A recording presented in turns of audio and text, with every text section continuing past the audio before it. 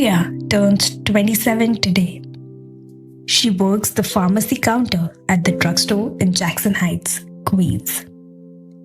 There is a version of Priya that half of the Queens still remembers. The one who closed down every family wedding on the dance floor, last to leave shoes in one hand.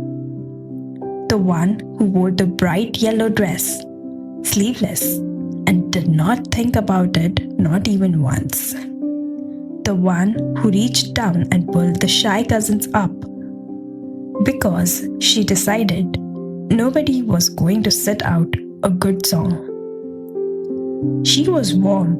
She was loud in the way people laugh. When Priya walked into a room, the room got a little braver. That was Priya. Right up until this past winter. She got sick, not the kind that passes in a week, the kind that keeps you in bed for 2 months, the kind that comes with medicine that saves your life and changes your body at the same time. By the time she was well again, in the spring, the person in the mirror was changed. Her body had changed. Quickly. More quickly than her mind could catch up with. Her arms were fuller. Her clothes sat differently. Every morning she reached for a version of herself the mirror had quietly stopped showing. Tonight is her birthday dinner. Her closest friends, a rooftop in Long Island City. And it is going to be hot. One of those thick July nights where the city never really cools down. Where a cardigan is not a thing anyone puts on for comfort. Everyone will be in the summer best. Bare shoulders, thin straps, dressed up the way people dress for a night that is supposed to matter. And Priya is standing in front of her mirror. Losing. On the bed is the dress she bought 3 weeks ago. Deep green, sleeveless. The first bare-armed thing she had let herself reach for since the spring. She puts it on. She likes it. For the whole 1 second, she loves it. She turns to the side, she turns back. And there it is again. It is only a few months ago, her cousin's wedding. The big hall in the woodside, 400 people, the lights low and gold. It was her real night out since the illness. The first time she had put on something nice and walked into the room full of family with her new body. Priya was mid-laugh when her aunt reached over to fix the fabric at her shoulder. Her aunt said it quietly. "Cover your arms, beta, just for the photos." Quietly, but not quite enough. The cousin beside her heard it. Priya watched the girl's eye drop, just for a second, to Priya's arms. And then flick away. Somebody behind her let out a small, soft laugh. Maybe at something else, maybe not. And the not knowing was almost the worst part of all. The music kept playing. The wedding did not stop, but Priya stopped. She spent the rest of the night covering up her arms. She left before the cake. In the taxi home, she did not cry. She just sat, very still replaying the words, learning them by heart. That was the last time she wore that dress. That was the last night she did not think about her arms. Now, in the mirror, on her birthday, she hears those same words. And they are in her own voice. She pulls a cardigan off the chair. She slides one arm in. She thinks everyone will be glowing, bare arms in every photo, and I will be the one hiding in a cardigan at my own party. Why can I not just walk out of my own front door on my birthday? Why is this still so hard? She takes the cardigan back off. She folds it. She puts it in her bag, just in case. She looks one more time, turns sideways, pulls her stomach in without deciding to, checks the arms, checks them again. Then she leaves for her own party, 11 minutes late, already tired, already raised.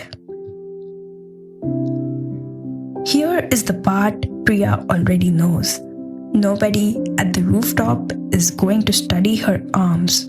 Her friends adore her. Half of them are only there because years ago she was the one who pulled them up onto a dance floor. The photos will be of people laughing. She had told herself this 100 times. It does not help. In front of a mirror, what she knows does not get a vote.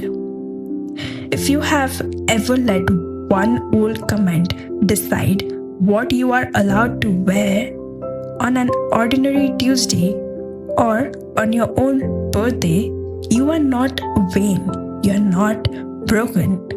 What is happening to Priya has a shape. Two pieces really. The first is about what a cruel comment becomes. To the oldest part of your brain, being shamed by your own people is not rude. It is dangerous. For almost all of human history, being pushed to the edge of the group meant you did not survive. So, when someone you trust points at your body and finds it wanting, and worse, when you feel other people hear it, the brain does not file it as an opinion. It files it as a threat, something to study and replay and guard against so that it can never happen again. And there is the second trick the mind plays on top of it. It is called the spotlight effect. We are the center of our own attention every waking second. So, we quietly assume we are the center of everyone else's too. But the room is not watching your arms.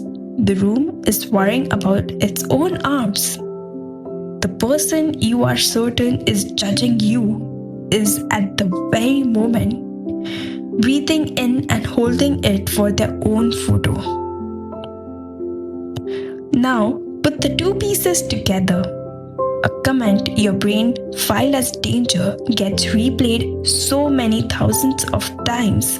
Somewhere along the way, it stops sounding like your aunt and starts sounding like you.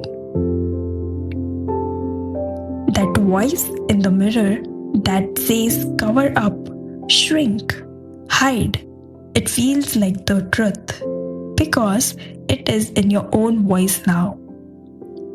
But it is not the truth, and it was never yours. It is a recording. One person on one day at one wedding said one unkind thing, and your brain has been pressing play ever since. You did not wire those words. You were handed them once and made to memorize them. You are allowed to stop rehearsing someone else's lines. Here is what helps. Not a fix, not a cure. Just 4 small things that work in real life. 1. Give the voice its own quotation marks back. When it speaks, say the source out loud.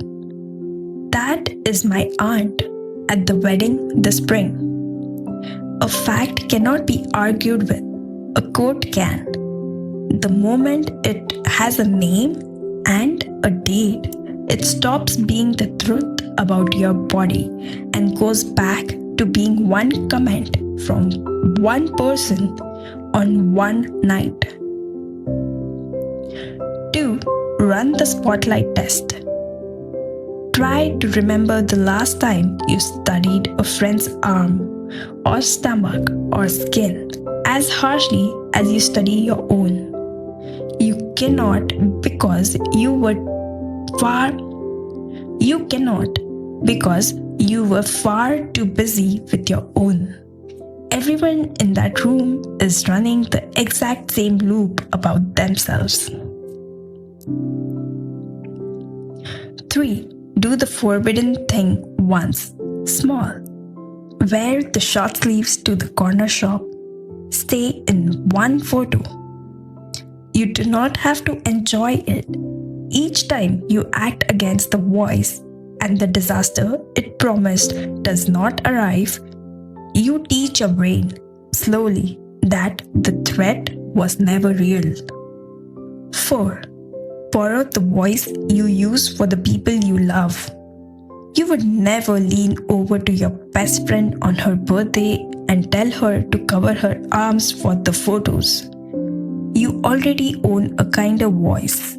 You use it on everyone but yourself. You are allowed, finally, to point it inward. Priya is still in the story. She has not figured everything out. But last night, on the rooftop, under the string lights, the cardigan stayed in her bag the whole evening. The voice showed up. Of course it did. It talked through the first drink, through the toast, through the cake. She let it talk. And when her oldest friend climbed up onto a chair, held her phone in the air and shouted, "Birthday girl, get in, get in." Priya got in. Bare arms, chin up, that old, loud, warm smile, the one half of Queens still remembers. She is in the photo now, 27, and all of her is in it. It is not gone, it is just, tonight, a little quieter than the music.